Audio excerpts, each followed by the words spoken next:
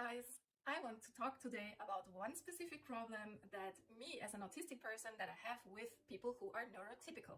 The neurotypicals, they do not seem to understand the difference between indicative and subjunctive.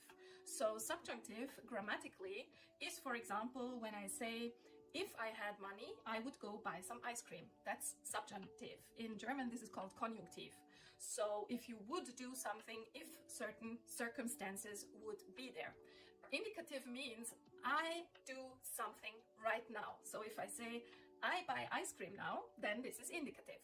But the neurotypicals have a big problem with understanding the difference between the two. So in 2016, I was talking to somebody and we were talking about the topic of homelessness. And I said, oh my God, I would myself if I was homeless.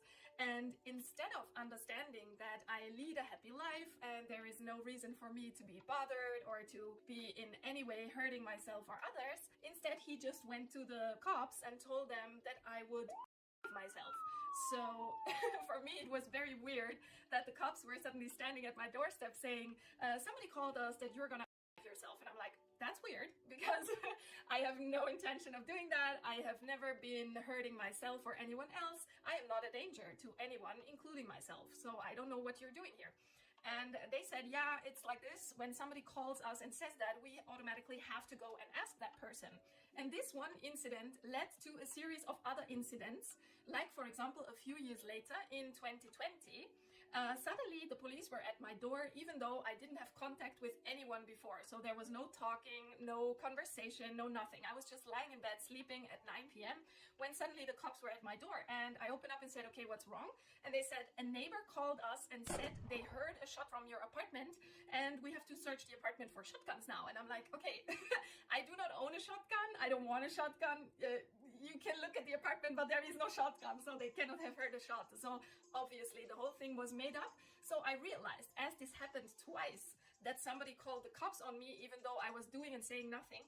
I realized that's a scheme. So they follow this scheme. They invent a lie about you. They just say, okay, I lie about this person. I call the cops and tell them this person wants to hurt herself or himself. And then the cops are terrorizing you. So this is a form of group terror that they do to autistic people. So if ever the cops are at your door and you don't know why, then it's because somebody else created this lie about you that you would try to yourself.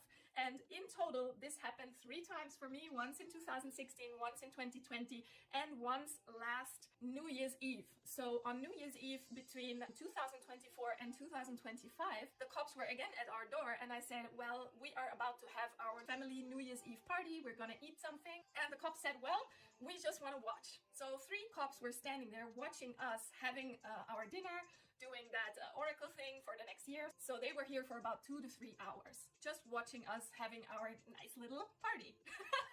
And then a person came in claiming to be a doctor. She didn't even show any kind of ID, so probably it was made up as well. She said to me, are you, the word that you cannot say on YouTube, no. And I said, no, because you have seen that I'm celebrating here with my parents and we're having a good time, so no. I am just used to it now, and for me, I laugh it off. But the sad background of it is, number 1, you get terrorized by your own state, by the police. Number 2, it is a waste of taxpayer money because these cops are paid by taxpayer money to just stand there and watch me eat my soup. And also, number 3, it is a very cruel way to destroy someone's reputation. So the reason why they repeat this and why strangers keep calling the cops on me for something that is not real is because my reputation on the work market was targeted. They wanted me to never get a job again. This lie about me that I would myself or anybody else was created because they wanted to target me and have me off the job market. And this actually worked. So I do not get a job no matter where I apply. I can laugh about it now because for me, my hard days are over. I have an easy, cheesy life at home. I don't have to go to work like all the other people. I'm not in the rat race, so to say. So for me, I'm super happy and super glad. But this will keep repeating. So every time I have my birthday or my New Year's Eve party, they will come here with a story of some kind of neighbor having called. And they will just keep on coming to our home and just standing there staring stupidly. So this is what you have to expect when you have autism. You will be targeted and you will have the cops at your house all the time for no reason at all.